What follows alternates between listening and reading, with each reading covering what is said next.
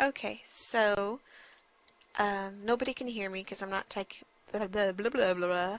I'm not talking on the mic in Second Life, but this is a great place to visit in Second Life.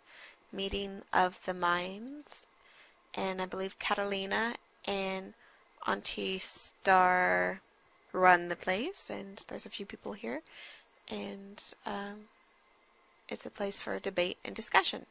So let's turn on the sound and see what people are talking about.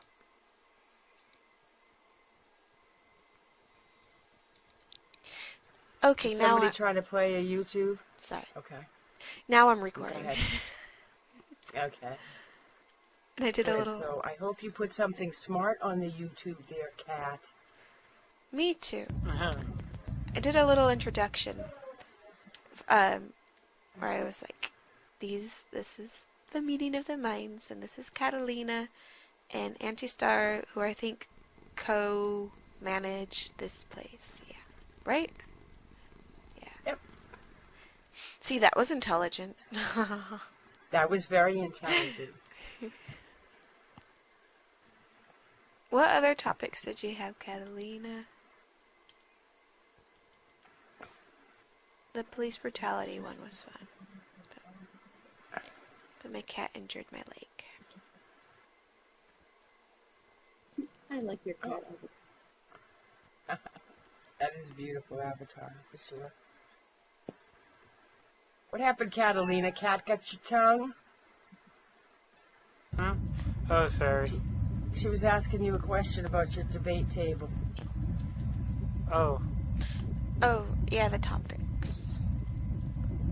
Oh, the topics. Yeah.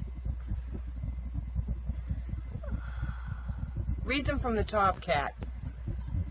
Police brutality, what were the other ones? Creation in schools, police brutality, dogma, harmful or not,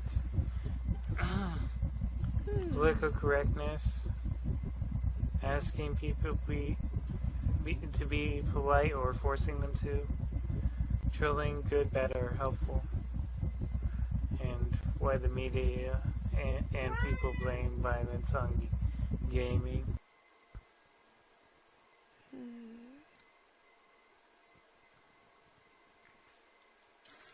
Why don't you explain the debate table to her? Oh, yeah. So that she knows the difference between the board and the table, Cat. Well, basically, there are only 4 people allowed in a debate, and when the blue light lights up in front of you, it's your turn. Each player has a timer in front of them, and when that runs out, your time is up. To give up your time, click on the blue light in front of you. That would be fun. I'd have a fun time talking about either the, was it creationism in schools? Like, should it be taught, or, like, should it, that would be a fun topic. Just, in general, is it good, is it bad, is it not, does it actually help science, does it hurt science? Yeah.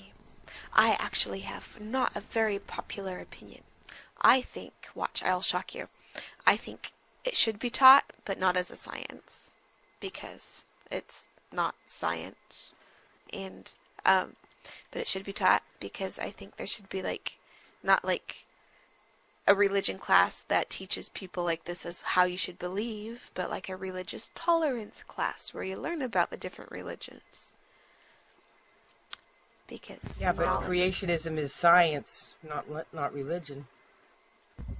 Creationism as well it's very peculiar to Protestant Christianity, and specifically American Protestant Christianity, so even Christians themselves find it offensive and insulting to their religion.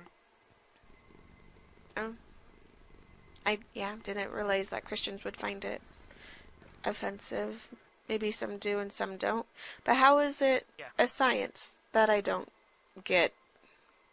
I mean, it's a... Yeah. How is creationism a science? Yeah.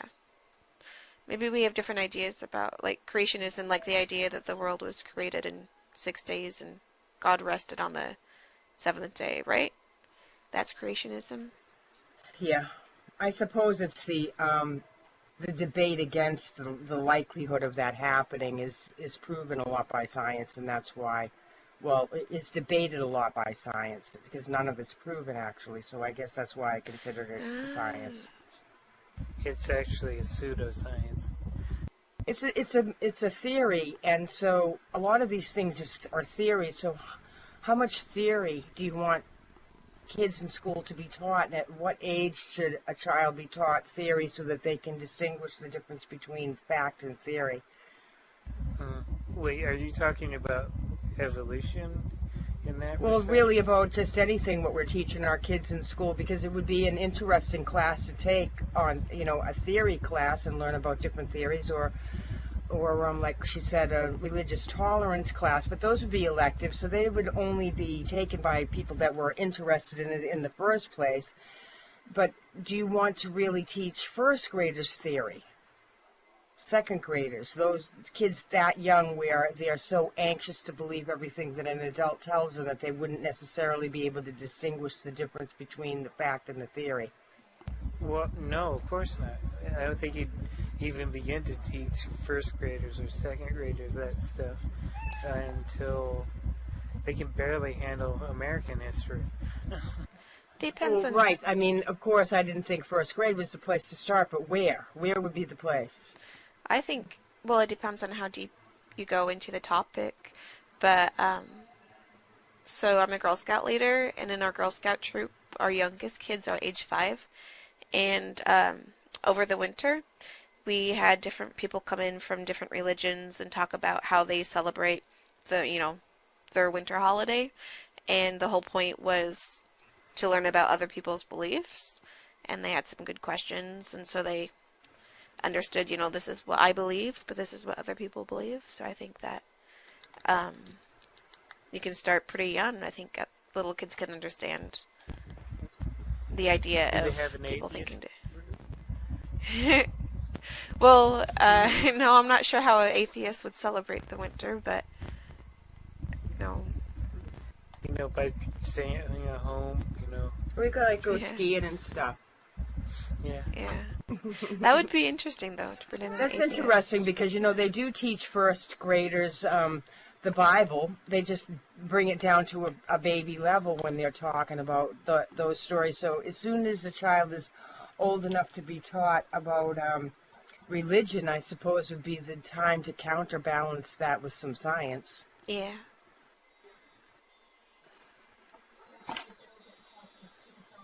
Creationism. Are there schools out there that still teach that, like in science? There probably are, just, not in my district. Probably somewhere in the